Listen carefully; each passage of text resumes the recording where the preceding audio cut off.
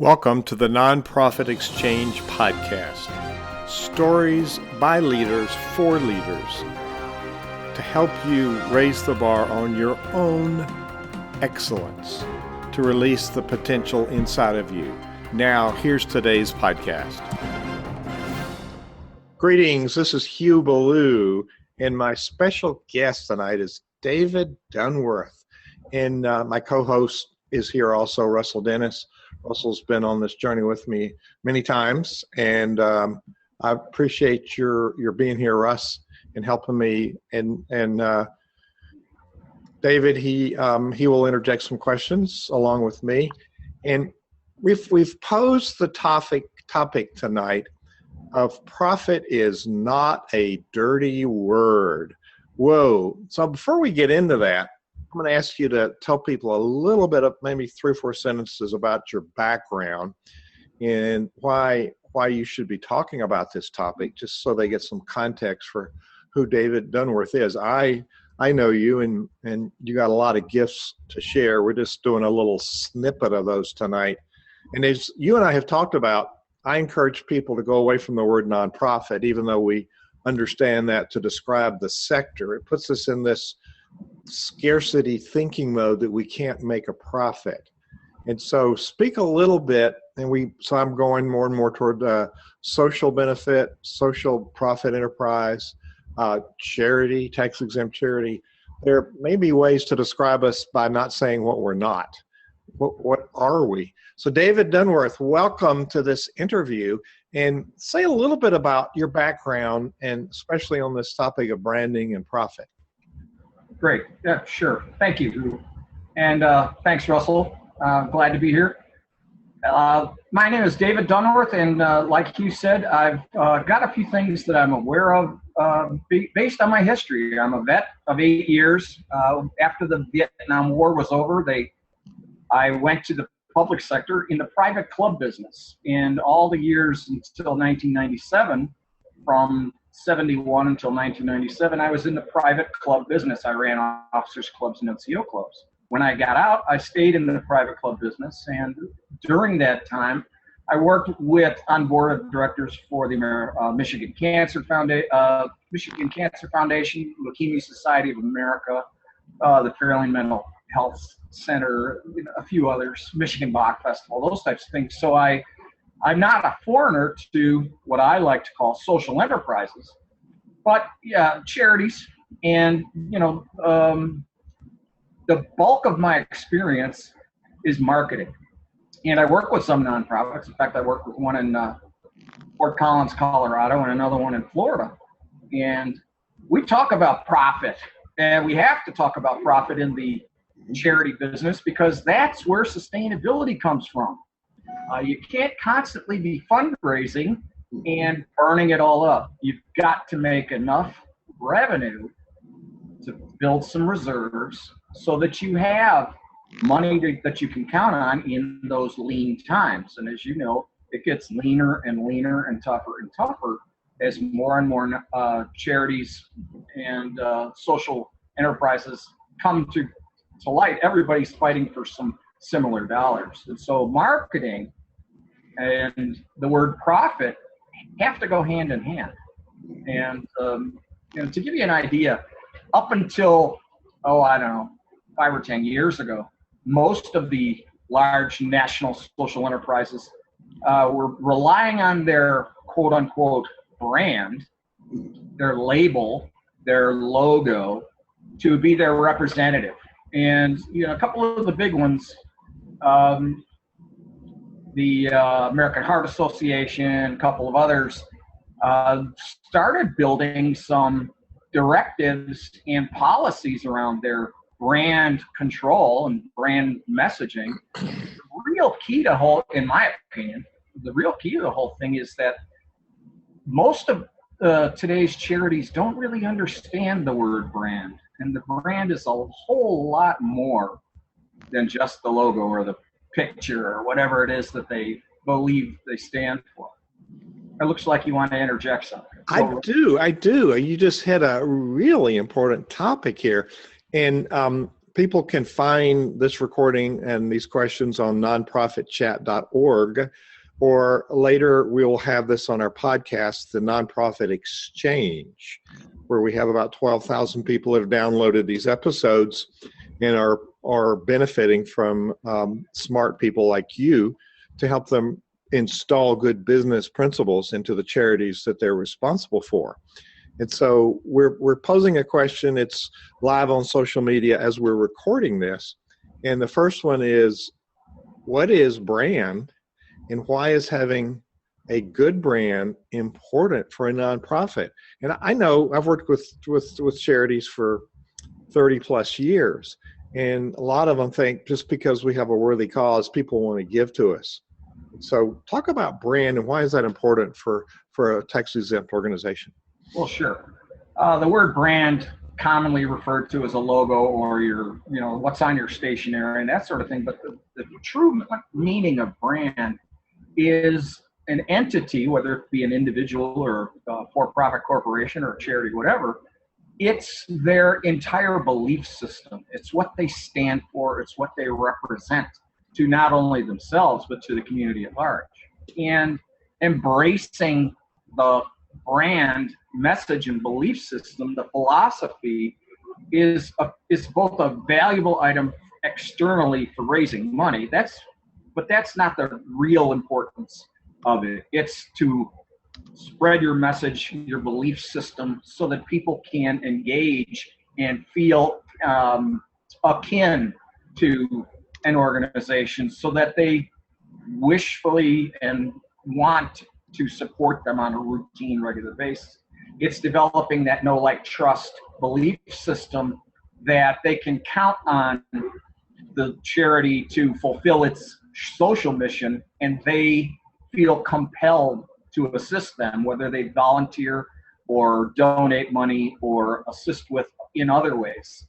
But the internal organization is as important as the external organization in belief in the brand, in the message, in their entire core belief system. That's what brand really is. And the importance of it is so that they have a unified message both in the house and out in the public, so that there's no mistaking when somebody who works for XYZ charity is recognized in a restaurant one day and says, "Hey, don't you work for XYZ? I sure do. And boy, is it a great place." And, they have that burned in belief system. It's not canned. It's original. It comes from their heart. That's what an effective brand really is. And that's why it's important for a charity to spread their message and belief system to the community in as many engaging ways as they can. To simply expect people to donate to their cause, it's no longer a viable management concept. Wow. You've been able to capsulize that in a way that's easily understood. Two follow-up questions for what you said. I do get charities that say, "Oh, I don't want to do all that planning. It stifles my creativity or limits my creative juices, and I don't have time to do a brand. We'll just design a logo and that'll be it." So the first one is, why should we invest in? You pointed out something really significant: internal belief and external. If you don't believe it internally, it's not going to show externally. So that's really brilliant. So why should we invest the time and energy to define this culture? And the second one, how is all this connected to this dirty word, profit? Well, the more solid your belief system is internally and externally, the more contributions will flow to you without you having to pressure people, feel as though you're asking when you shouldn't, those types of things. Historically, leaders of charities have kind of felt embarrassed or ashamed, not really ashamed, but timid about asking for money, in that whether it was a lack of we don't deserve it, or we waste too much of it, or they're not giving enough so we have to do other goofy things to raise money, that sort of stuff. It's because they don't have it in their heart. It's a heart-centered belief system. That's what a brand really is. And if you look at a couple organizations like, Habitat for Humanity for one, World Wildlife Fund for another, those are two organizations that live and breathe their brand. Just by hearing the names without seeing their logo, you know what the logos represent, you know what their names represent. It is a total belief in what they do. Every single person in their organization and everyone that's tied to it believe in their heart and soul and DNA that what they're doing is the right thing to do. And they have enough supporters who believe the same way that they're very prosperous organizations. That's what a good brand does for a charity. That's how people perceive you. That's really, really well spoken. Now, do I remember that you have a book? Yeah. I've written several books, but recently I wrote a book on leadership. And in fact, anybody listening, if they go to my website, right on the home page, my website is marketingpartnersllc.com. Don't forget the S in Marketing Partners, LLC.com. And right on the homepage, they can find a digital copy of my latest book, which just came out this week, called Leaders and Their Tribes. And basically, it's an ebook. It's only about 36 pages long. So it's a quick read, but it talks about the way that we have led throughout the course of our history and how leadership came from kings and those who would be kings, and then morphed into totalitarianism and then democracies and so on and so forth. And now, we're moving into collaborative leadership. But nearly 500 years ago, the North American natives had a belief system in that their chiefs were the leaders of their tribe, but it wasn't as though they had control over them. They were considered the guides, the change makers, the decision makers for what was best for the entire group. It was like the chief would be either a great grandfather or a great grandmother. There were some female Indian chiefs as well, but mainly men. And they had responsibilities of sensitivity, kindness, a strong belief system, and that was imparted into their entire culture. It still is today. So it talks about that and the evolution of what is going on in leadership today and what the future can probably look like. Well, so there's a copy of that. That's really good. We were talking earlier. My guest in a couple of weeks is going to be David Corbin, who wrote the book Illuminate. And you said you even was this the book you referenced, David? Yeah, Illuminate is in there. Also, a couple other books. I put the credits in the back. Yep. Love it. We have a whole series of really profound people coming up, and we've had some amazing people. And Russell and I take a turn at it every now and then to answer some of the top questions that we find that people are struggling with.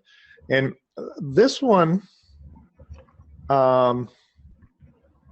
this topic is one that I'm not sure very many nonprofit leaders understand.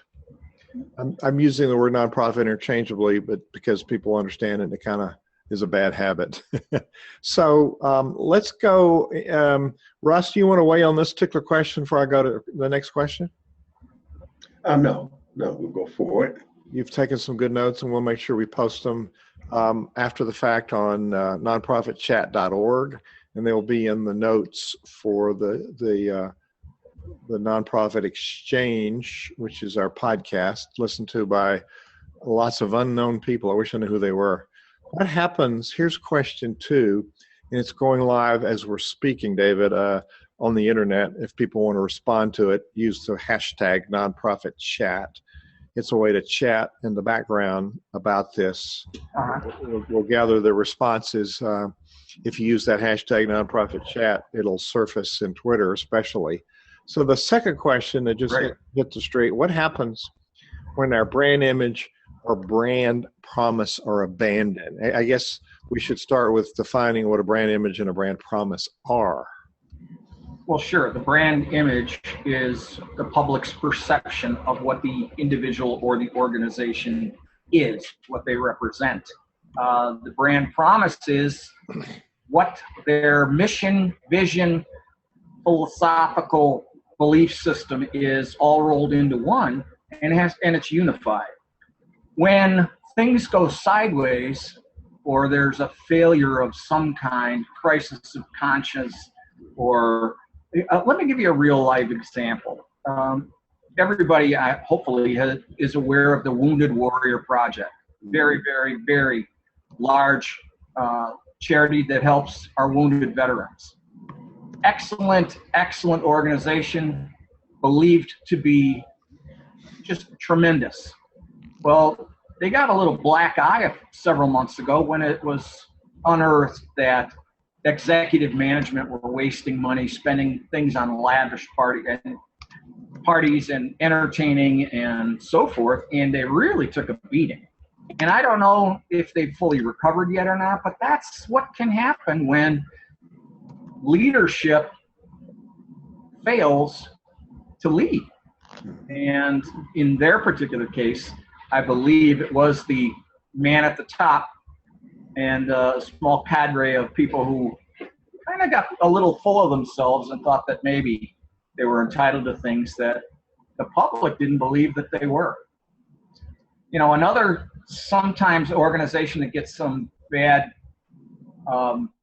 feelings is the Goodwill Industries.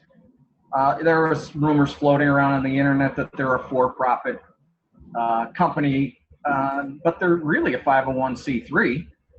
They bring in and support a huge international organization. They have taken in over $5 billion a year in total revenues, and they supply jobs. They support just a tremendous population of people. But again, if the message isn't unified both internally and externally, ripples externally are going to create some bruised feelings, bad press, tarnished reputation, that sort of thing. So it behooves management, leadership, to really live their responsibilities. And that's oftentimes burnout, which is rampant in the charity sector, is from a variety of things, but in my own belief system is not fully understanding or living the vision and the mission. Well, that's really good. That's really good.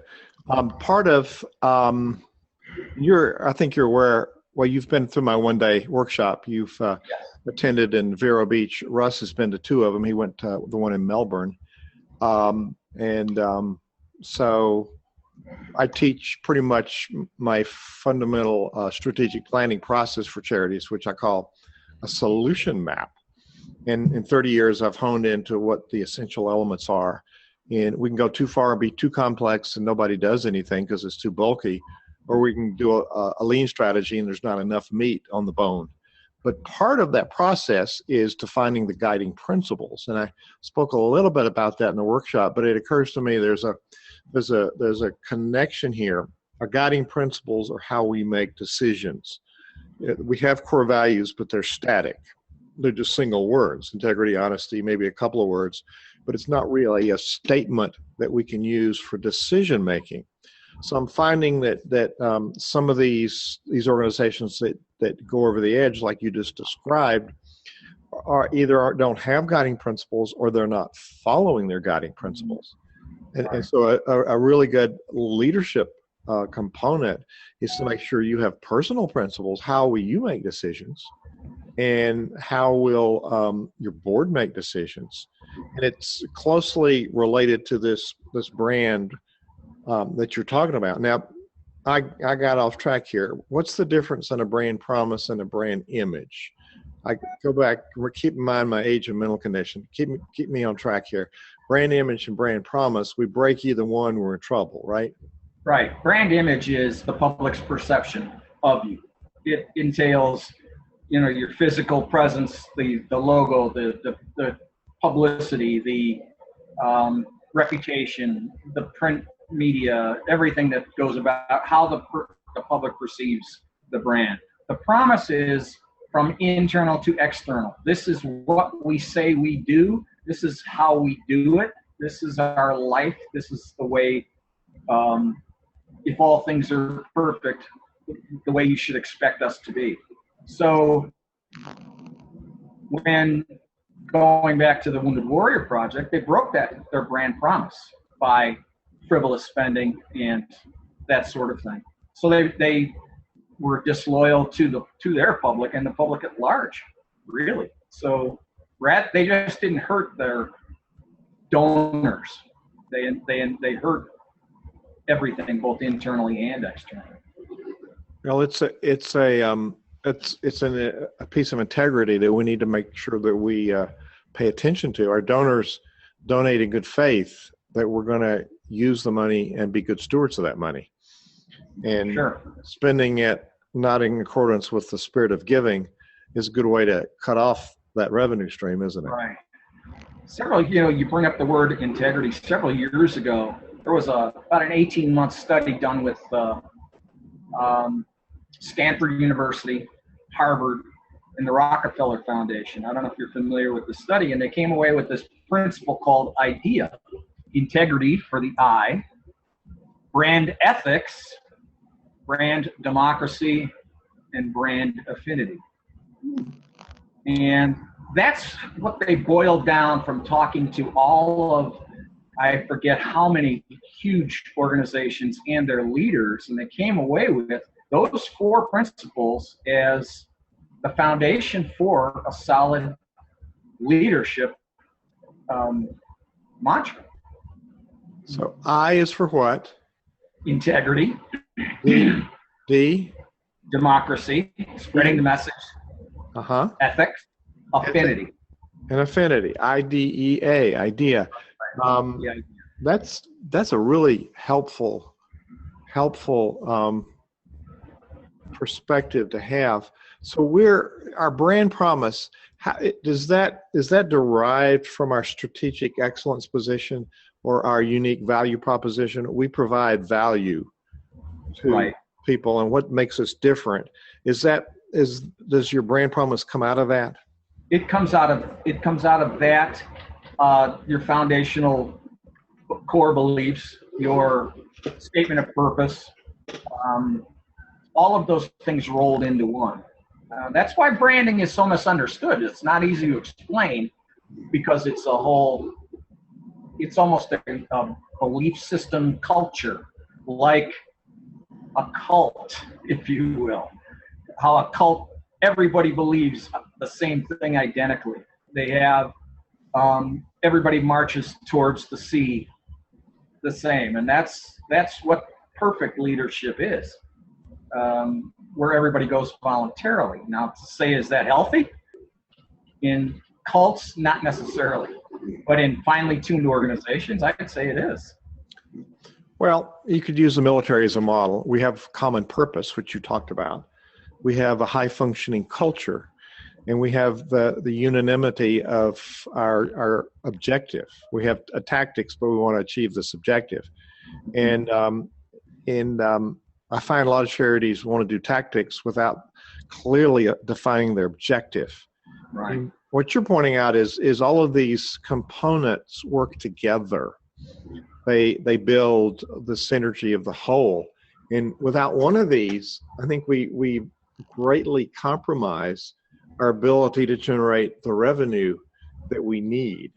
So Let's go back to relate. I want to keep tying back to the theme that we slapped on people at the beginning. Profit is a bad word. Why do you think it's considered to be a bad word, or is it?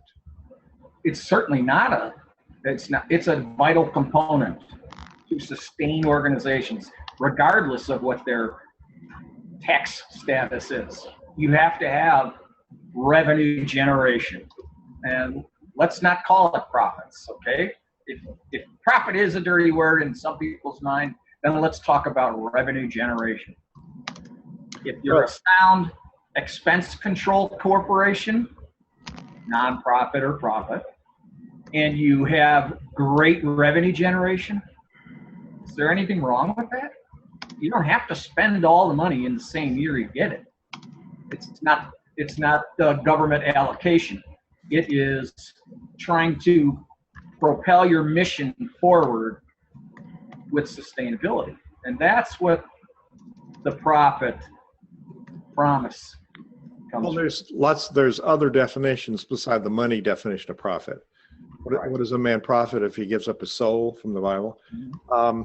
So there is, it's David, I use this analogy often. It's like we build a car and then we don't have any gas to go anywhere with it. Exactly. And the profit, the cash flow is the income is what is the gas, the fuel that runs our charity. However, we need enough to make sure we get to our destination and have enough to get back home again. And I think we're often too short-sighted. And this whole thing that you're helping me think through is how do we clearly define what we represent, so donors, grant makers, sponsors can understand the value of aligning with us to support us. And so I think we could have, for sponsors, they could think that there's negative brand awareness rather than positive brand value being connected with our brand. Well, speaking of that a second, sponsors want to give you money because it's good for their business. It's marketing money, really. Yeah, and they will do that. Part of it is altruism, but part of it, you're right, is to get their name out there, get it related to a worthy organization, and give back is oftentimes a statement that's used. And there's nothing wrong with that. What does go wrong with that is when leadership of the organization fails in their brand promise, because that will then not only tarnish their own brand, but it tarnishes those who are tied to it as well. So it's like the car that you're talking about. You finally get the fuel and you're going down the road, and all of a sudden you discover that there's a hole in the tank because whoever built the car didn't build it right. They didn't believe that it should have been built 100% according to its specifications. They only did 99.5% of the work. Well, it doesn't take much for that car to run out of fuel, does it? Same thing goes with the brand promise. It doesn't take much to tarnish it. It sounds like we set this up, but we didn't. That was a pretty good follow-up analogy. And so Russ is taking really good notes here. I'll make sure that those get on the podcast notes and on the nonprofitchat.com webpage. So let's this is real helpful. Russ, you just jump in if you have a question at any of these points, would you please? Well, yeah, I was just thinking you made a whole lot of excellent points, and the brand really ties back into what I call the 4 steps to building a high-performance nonprofit, which is from beginning to end to continue in operation, because you have that solid foundation with all of the values and the action plans and understanding what you need. The second piece is creating the action plans to actually get it done. The third piece is staying on track and measuring everything that you do and making adjustments as you go along. And the fourth is communicating that value that you bring to all of the people that you serve. And that comes, it's one word, brand. And when you're not there, you're not there. And so you have to be in this whole thing for the long haul, but you have to look at things incrementally and look at things, keep constant track. That's what happens. And thank you for your service, by the way, David. I'm a veteran myself. And yeah, it was rough running an officers club in England. Well, yeah, where were you at in England, by the way? I was at RAF Upper Hayford in Oxfordshire. I've been there many times. I was at Mildenhall and South Rice. All right. Grosvenor Square too. Yeah, and so yeah, but that whole the The Wounded Warrior was considered to be the most elite of nonprofits that serve veterans. And it was a black eye to every nonprofit just based on that perception. Yeah, if you can't trust Wounded Warriors, who can you trust? And so that had a major impact negatively for nonprofits. So, you know, when you damage your own brand, the repercussions really depending on the area you work in, you can drag a whole lot of people down with you if you're not careful. So it is that important. We have toss one stone into the pond, and what happens? The ripple effect affects the whole pond. Yay. So, yeah. We have a couple of comments that have come in on Twitter. The Smart Gypsy, Joyce Telag, has responded to our questions. One way is to involve them. Are their personal values congruent with the foundation's thrusts? And the other comment was, or immerse your board members in the cause by giving them opportunities to meet partners and beneficiaries. Any response to those? No, I think they're both valid points. Certainly, one of the things that I have no concrete evidence, I have only my own belief, gut reaction, is that oftentimes because of the pressures of the organization and trying to keep money coming in and that sort of things, is that brand statement, that brand mission, vision, belief system needs to be re-energized at least annually. And, you know, that takes a facilitated effort for at least a day, maybe 2 days, for all top leadership in an organization to get reacquainted with the actual beliefs and analyze to bounce off of Russell's comment a little bit, is that fourth step has to be interjected with some analysis and evaluation, both internally and externally. And that's one of the things that as a consultant and marketer, facilitating those board retreats and those types of things are critical to getting the brand message consistent and refocused, re-energized, because every year certain board members change. Every so often leadership falls out for whatever reasons. Their burnout is notable. And so it only makes business sense to re-energize, refocus, and do a 360 evaluation. Plan, evaluate, revise, recommit. It's a constant process. So thank you for responding. And let's go on to the next question. How can leaders illuminate themselves to be more effective in leadership? Well, some of this we've already discussed and covered, facilitating, re-energizing, refocusing. Routine board meetings are not just about who's bringing what money in. It needs to be, you know, where can we do a better job, and what is it going to take to expand our marketplace, or, you know, those types of questions have to be routinely answered. However, there is a lot of, if you go on Amazon and look for nonprofit books or charity books, you're going to find that there's hundreds and hundreds of them. Some of them are good, some of them are not so good. But the one book that you mentioned, Illumination, it's an excellent read. And Dr. Robert Boggs, who is the author of, he's a Native American PhD, who is author of a couple of books about leadership in the Native American culture, and how we're just now coming around to their way of believing it. It's a good thing we didn't eradicate them completely, because there's some pretty smart people there. So illuminating themselves is to get positive energy infused into them in a can-do attitude, which oftentimes gets beat down because of the pressures of the day. But it's when in a business that I worked with many years ago, the man who said profit is not a dirty word also said that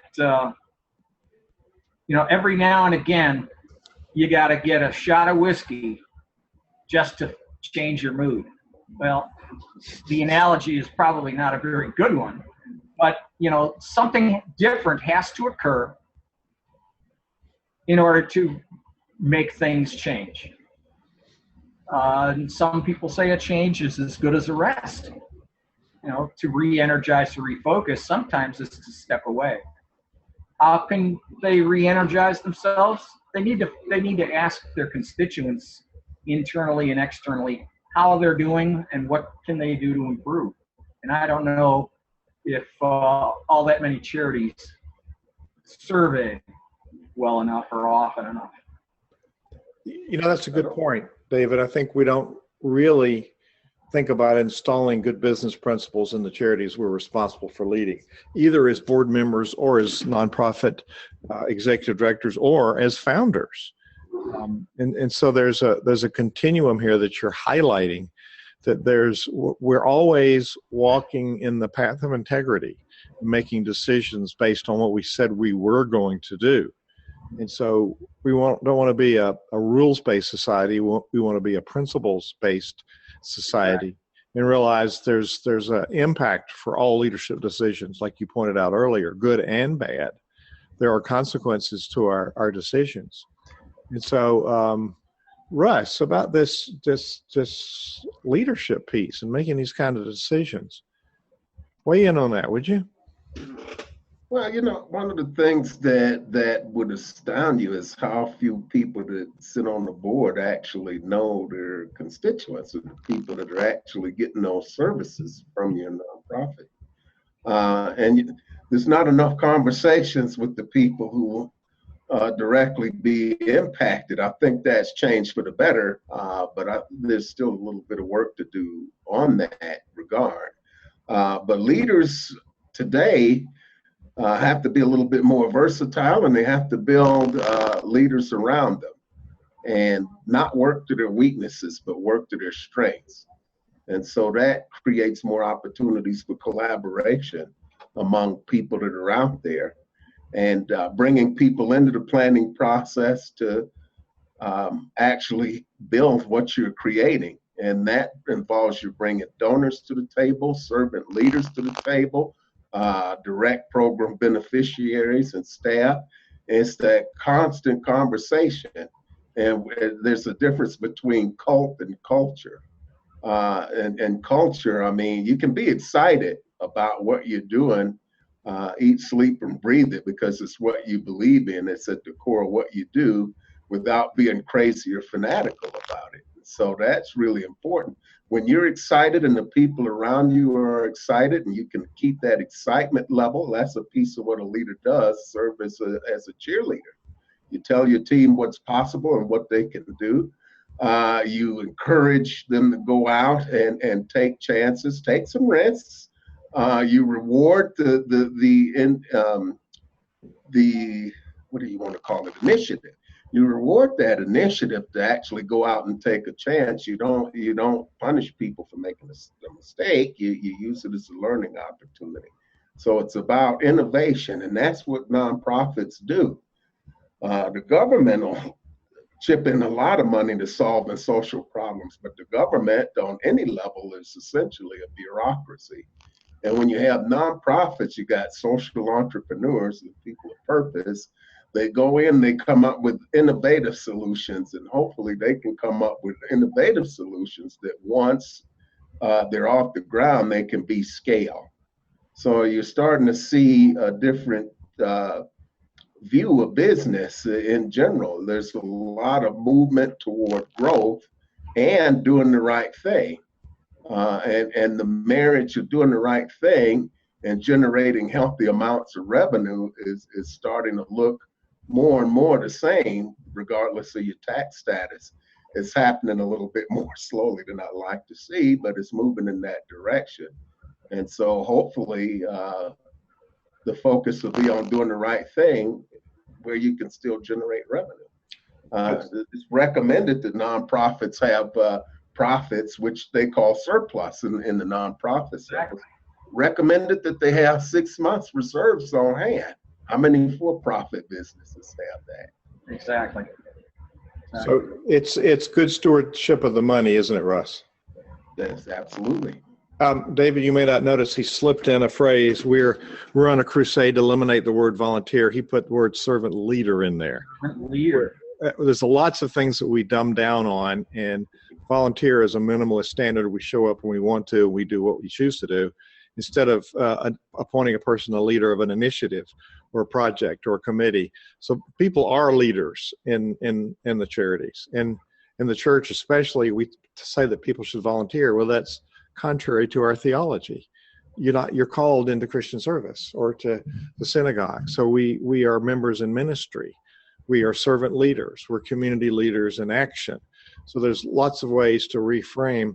Part of what we're doing is helping charity leaders reframe their thinking into good, sound principles. And it's important to release the old paradigms by letting us substitute a new word. Instead of having a meeting agenda, we have deliverables. Instead of having volunteers, we have servant leaders. Instead of having a nonprofit, we have a tax-exempt charity, social benefit organization. So I think releasing some of what's bound us up, it comes along with establishing a new definition of it.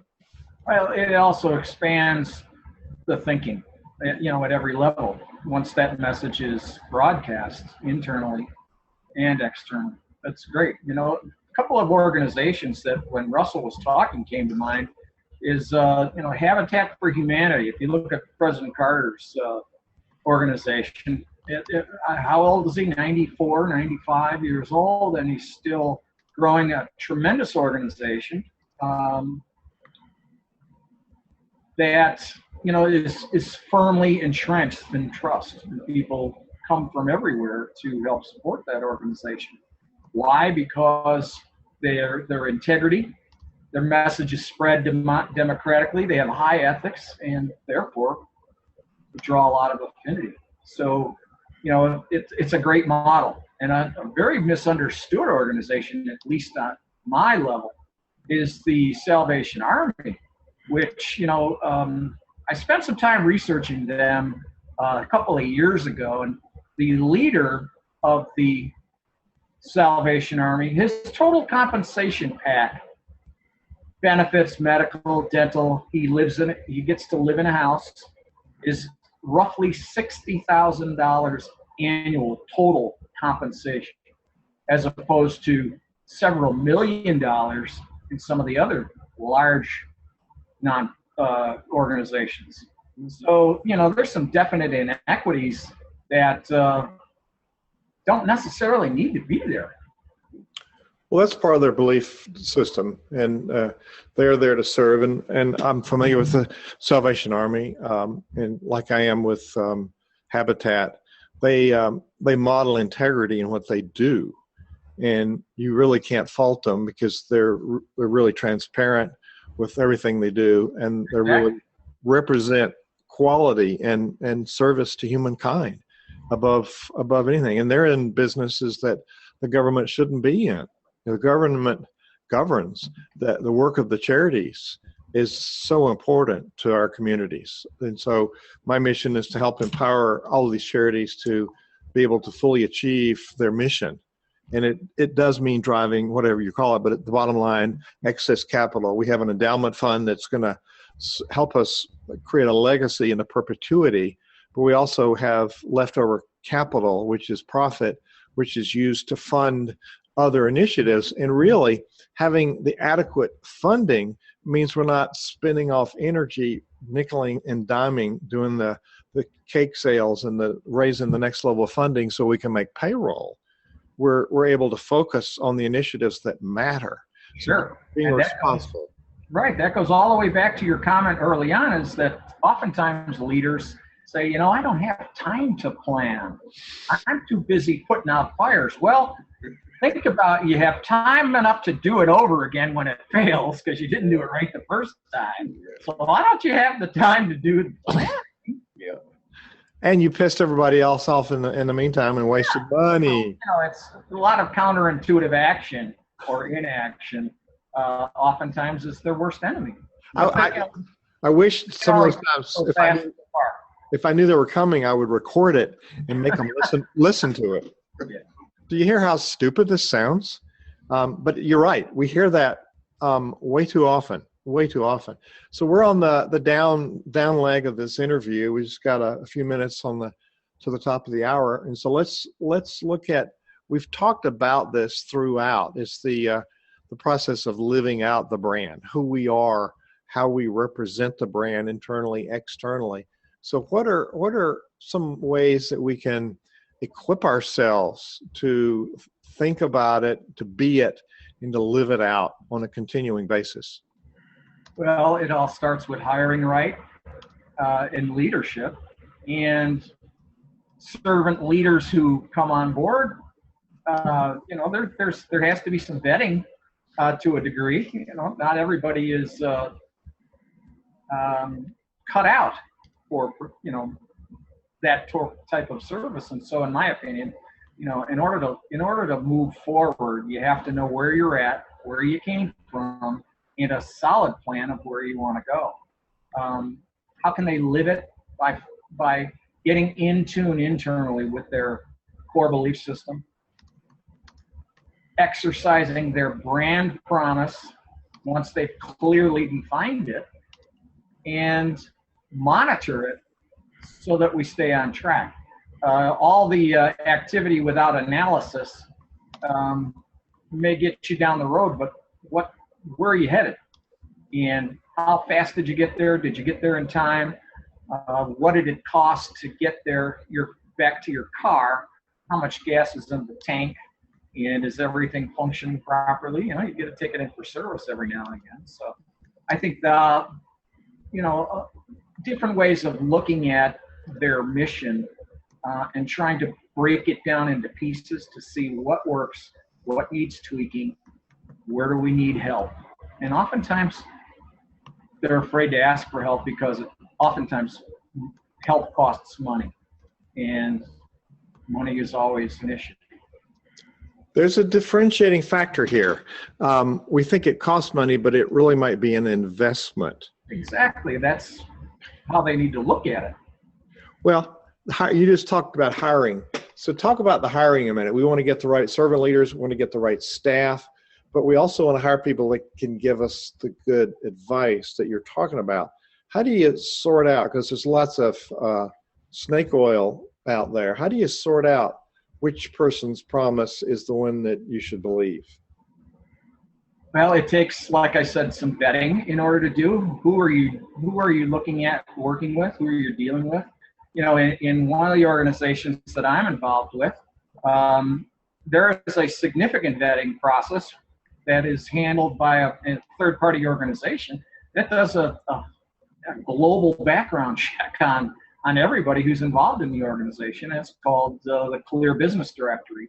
And that's one excellent way to ensure that the person that they're looking at working with or hiring is actually who they say they are and can do what they say they can do.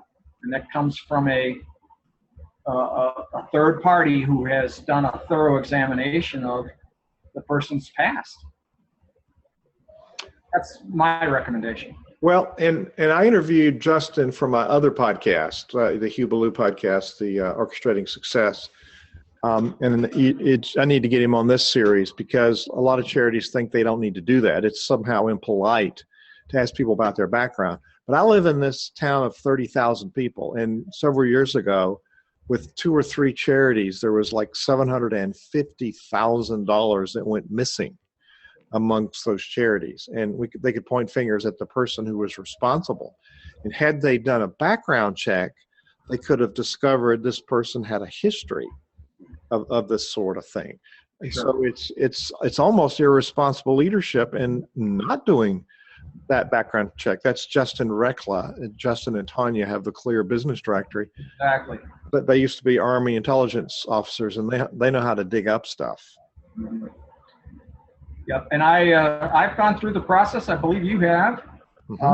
Several other people that I work with and collaborate with have all gone through the vetting process to make sure that the organizations that we tie ourselves to know that they can know, like, and trust us based on what we say, what we do, and what we have done in the past. So, it behooves every servant or social enterprise organization to go through a vetting process for their key people. Well, and I think you can do your own vetting by looking at social media. You can also check out if they said they had an MBA from Harvard, do they really have the diploma? Or did they just say that they did that? Did they actually go to a couple of classes and that was it? And they've listed projects they've worked on in the past. Well, are those 10 years ago? What have they done in the last 6 to 12 months? And can you talk to those people?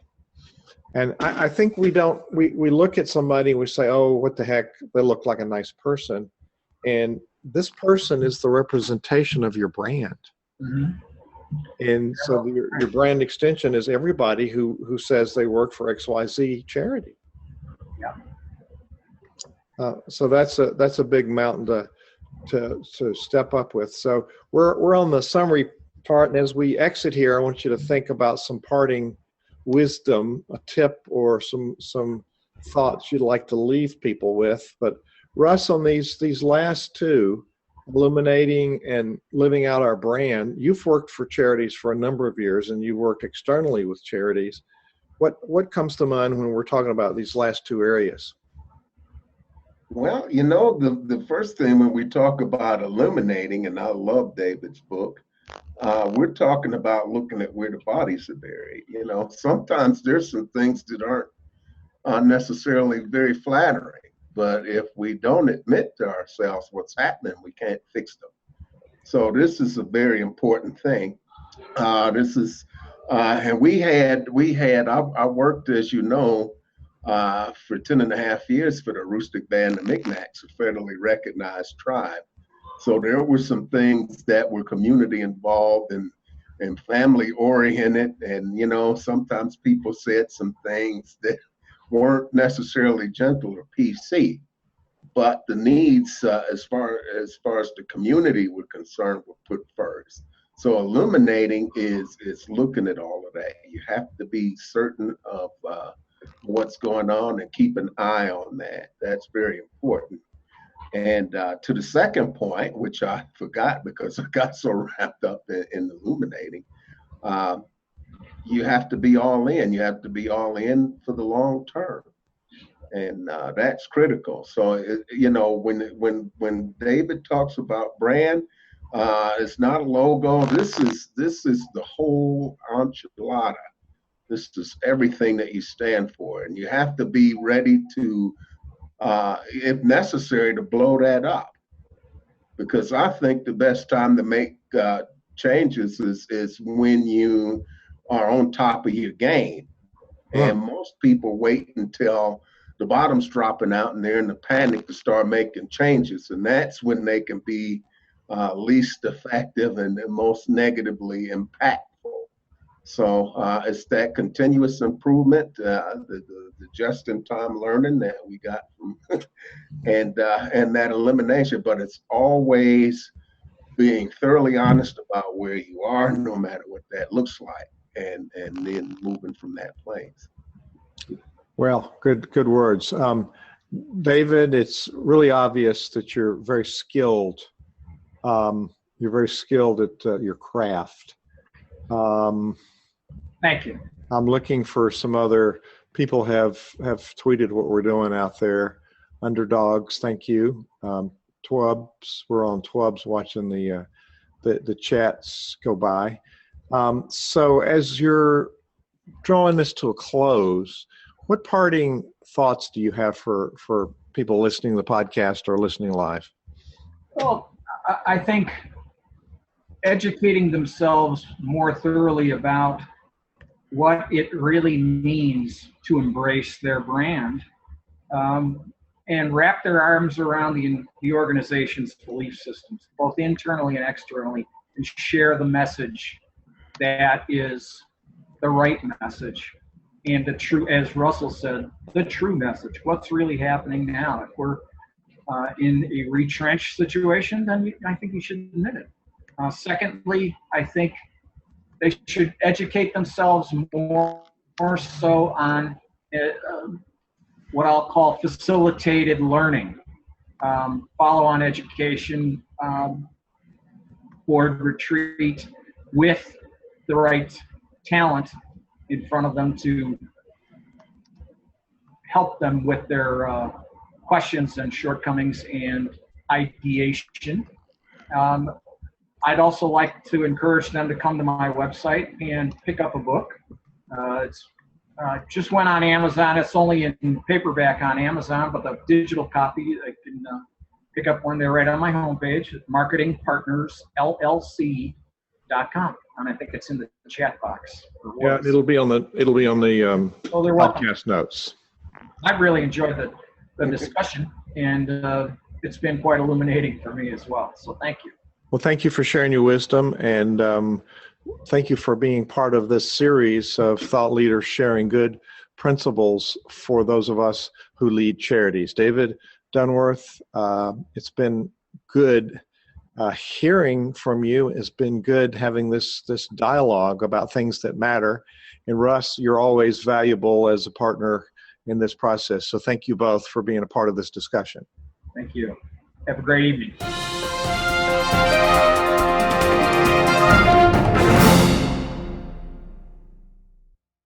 This podcast is a part of the C-Suite Radio Network. For more top business podcasts, visit c-suiteradio.com.